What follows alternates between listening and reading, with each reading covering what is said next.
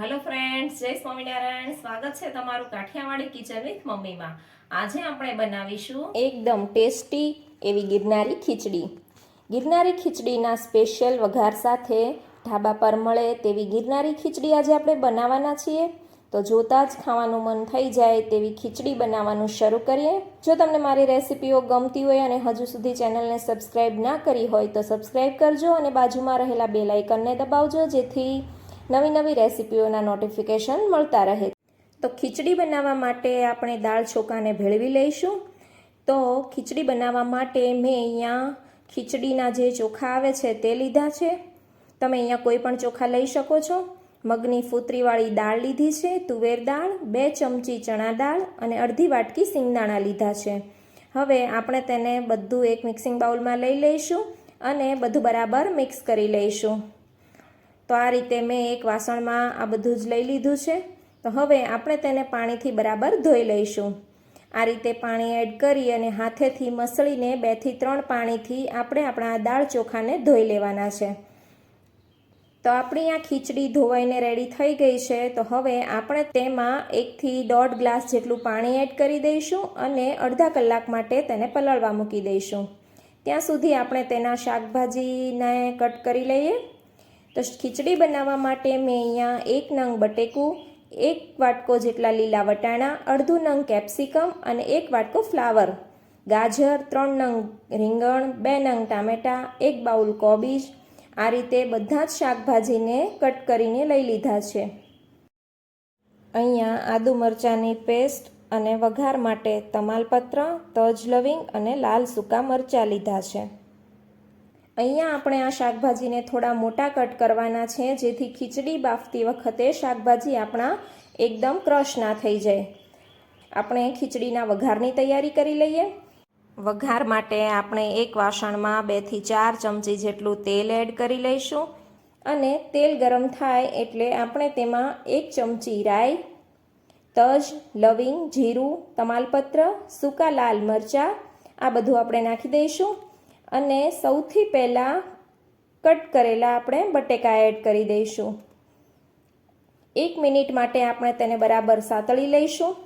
થોડા સતળાઈ જાય એટલે આપણે તેમાં રીંગણ એડ કરી દઈશું અને હવે 2 ચમચી મીઠું એડ કરી દઈશું.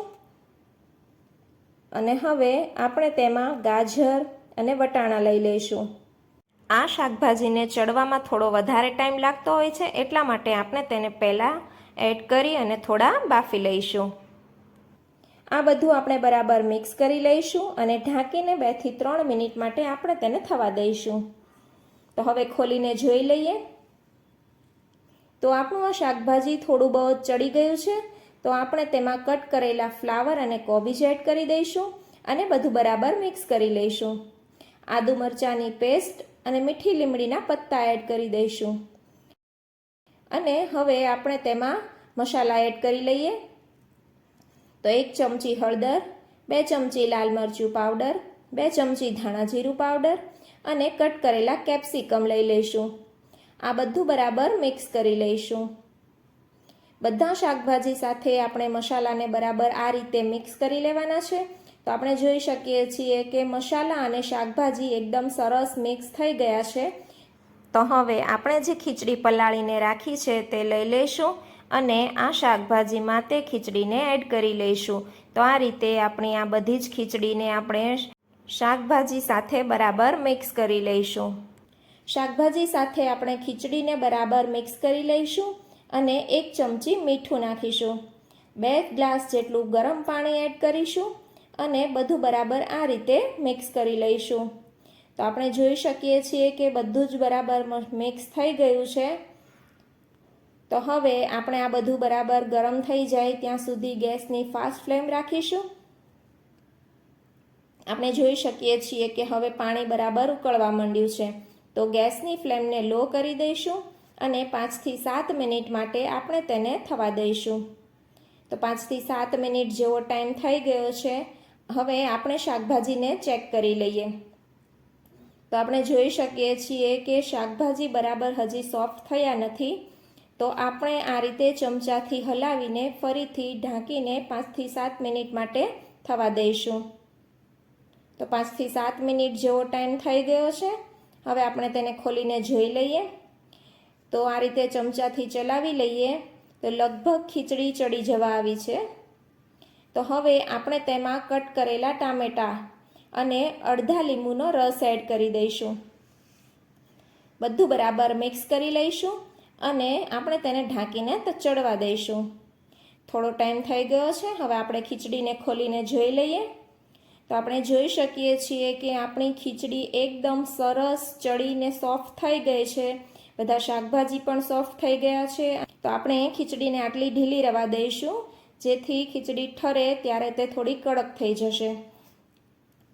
તો આપણી આ ખીચડી હવે બનીને રેડી થઈ ગઈ છે. તો આપણે તેમાં કોથમરી એડ કરી દઈશું. તો આપણી એકદમ ટેસ્ટી શાકભાજી અને દાળથી ભરપૂર એવી ગિરનારી ખીચડી બિલકુલ તૈયાર છે. તો આપણી આ ખીચડીને આપણે ગરમા ગરમ કઢી સાથે સર્વ કરી શકીએ છીએ, અથવા તો જો તમારે એમનેમ ખાવી હોય તો છાશ, સલાડ, પાપડ સાથે પણ આ ખીચડી ખૂબ જ સરસ લાગે છે અને દહીં સાથે પણ તમે તેને સર્વ કરી શકો છો. તો તમે આ ગિરનારી ખીચડીને જરૂરથી ટ્રાય કરજો અને મને કમેન્ટમાં જણાવજો. જો તમને રેસીપી ગમી હોય તો વિડીયોને લાઇક કરજો અને તમારા ફ્રેન્ડ્સ અને ફેમિલીમાં શેર કરજો. અને આવી બીજી નવી રેસીપીઓ જોવા માટે મારી ચેનલને સબસ્ક્રાઈબ કરજો. તો ફરી મળીએ એક નવી રેસીપી સાથે. Thank you for watching.